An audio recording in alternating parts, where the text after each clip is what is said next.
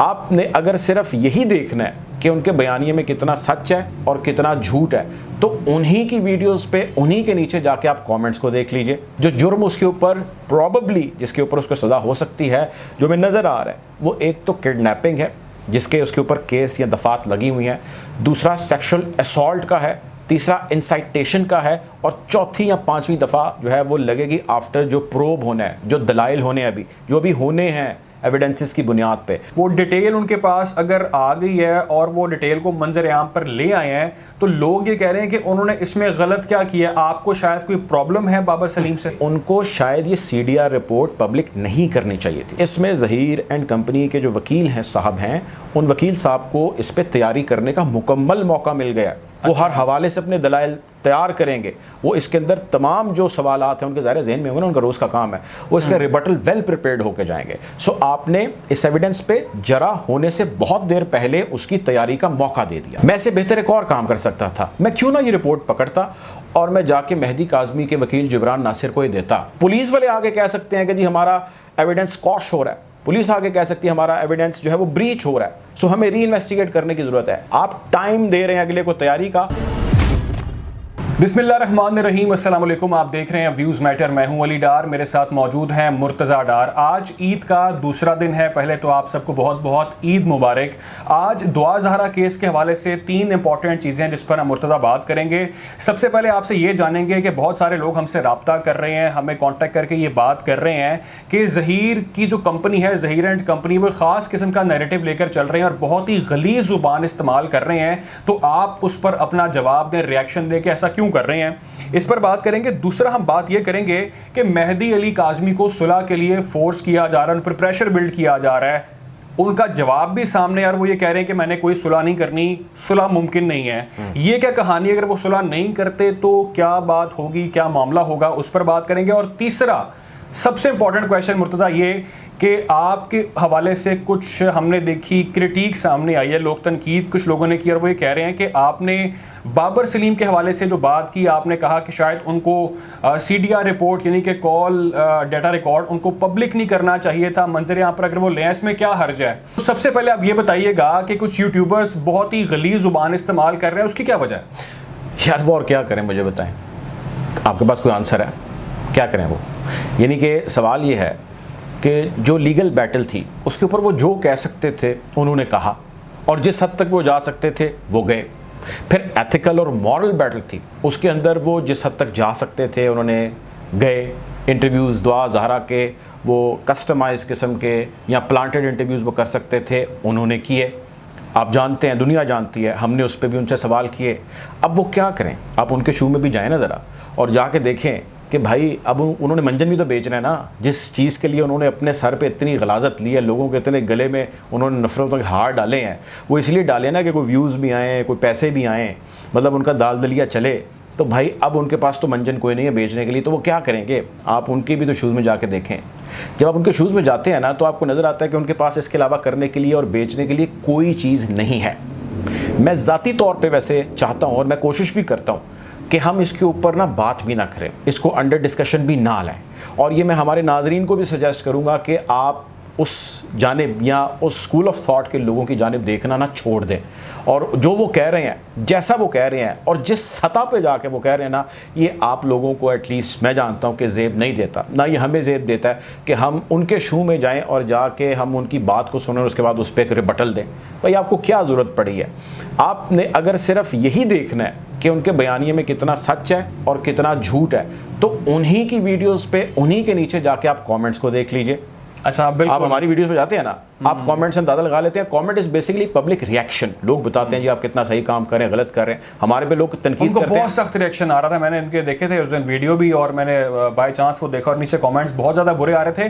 तो उनका क्या मकसद है, क्यों वो इस किस्म की गलाजत जो है वो सामने लेके आ रहे हैं, क्या करना चाहते हैं वो? देखिए मैं आपको बात बताऊँ, एक ना वो एक रस्म सी चल पड़ी है, लोगों के सेंटिमेंट्स हैं, मतलब लोग। देखिए मैं आपको समझाता हूँ थोड़ा सा, हमारे व्यूअर्स को भी मैं समझाता हूँ। होता ये है कि लोगों का या पब्लिक एट लार्ज का जिस तरफ झुकाव होता है ना, आप उसके मुखालिफ आने लग जाएं, चाहे जो भी आपके ऊपर, चाहे गलत हो या सही हो, गलत हो या सही हो।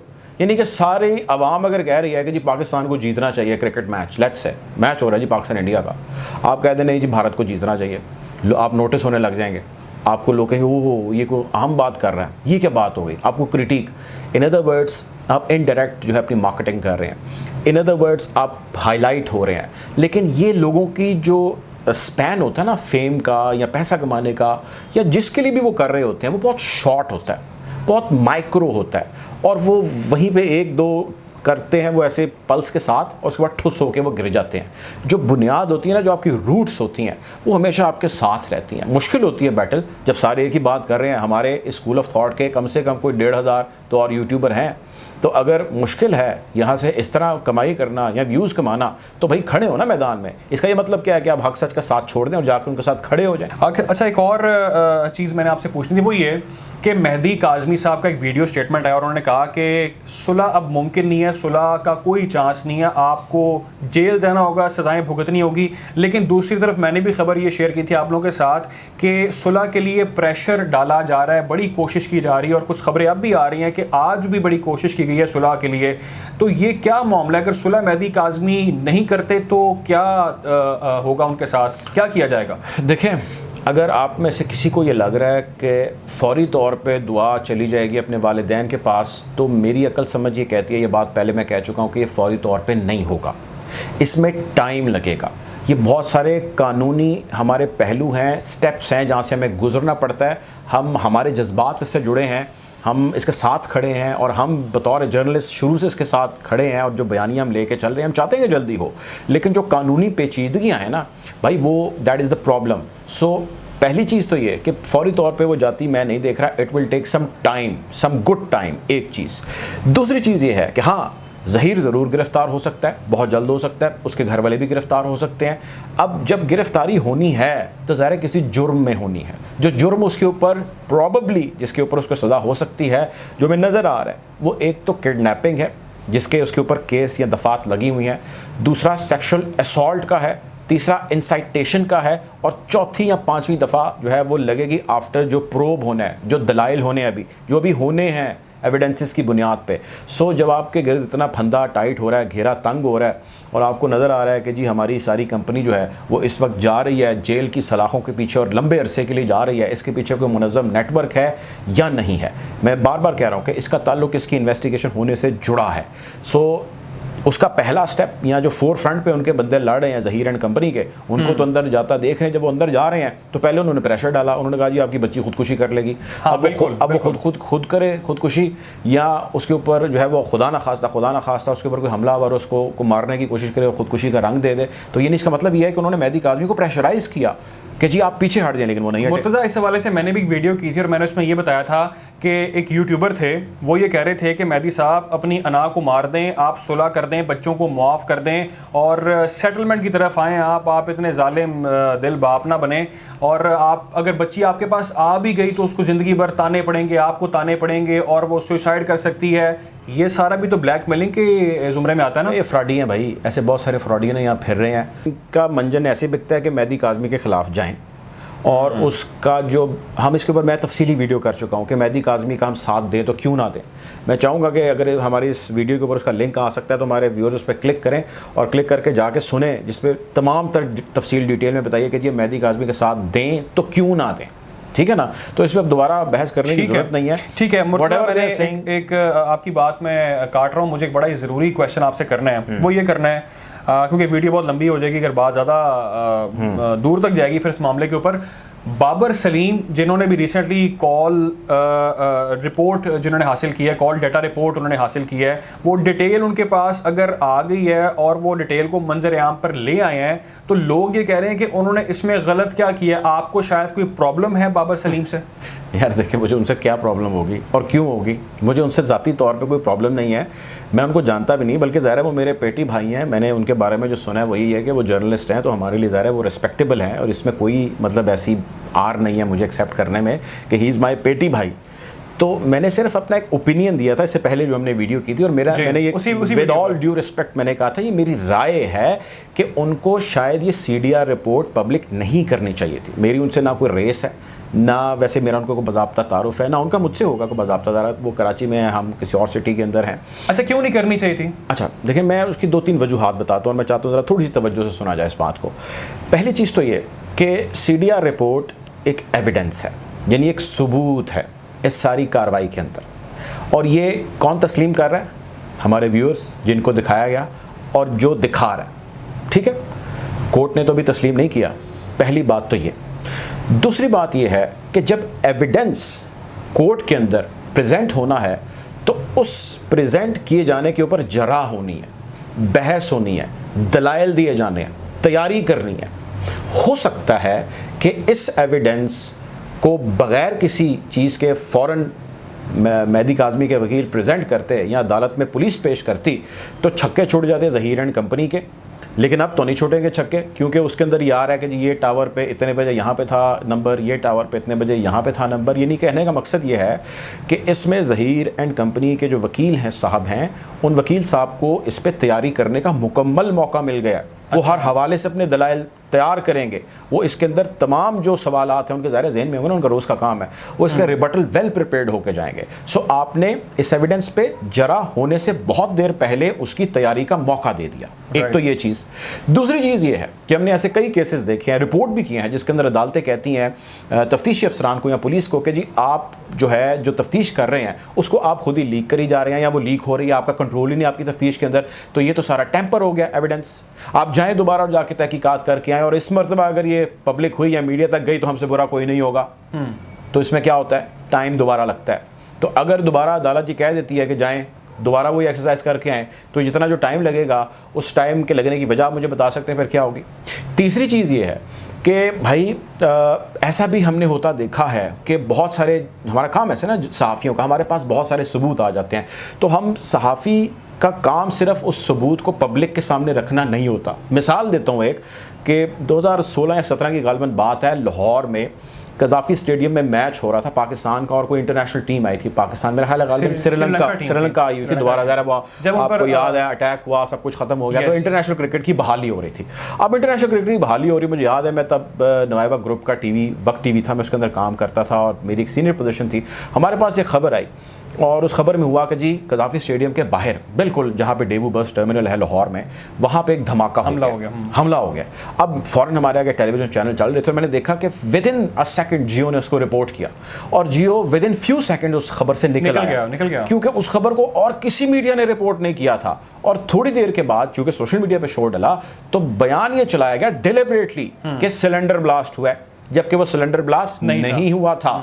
वो ब्लास्ट एक खुदकुश था, एक हमलावर रिक्शे में बैठ के आया था, रिक्शा उसने रोका, वो रिक्शे से उतरा, कुछ कदम आगे गया और उसको रोका गया, पुलिस एहलकारों ने रोका और उसने अपने आप को वहाँ पे फाड़ लिया। अगर आप अंदाज़ा कीजिए कि मैच की पहली गेंद शुरू हुई है और खुदकुश हमलावर बाहर खड़ा और धमाका हो गया, तो मुझे ये बताएं कि पूरी नेशन का मोराल कहाँ पे जाना था। आप मुझे ये बताइए कि अगर ये खबर को हम ऐसे ही रिपोर्ट कर देते तो उस वक्त पाकिस्तान पे जो वापस इंटरनेशनल क्रिकेट की पाबंदियां लगनी थी वो कहाँ पे जानी थी। So it comes, journalism comes with some responsibility. अच्छा, आखिरी चीज़, ये रिपोर्ट आ गई मेरे पास, आ गई लेट्स से, और मैंने पब्लिक कर दी।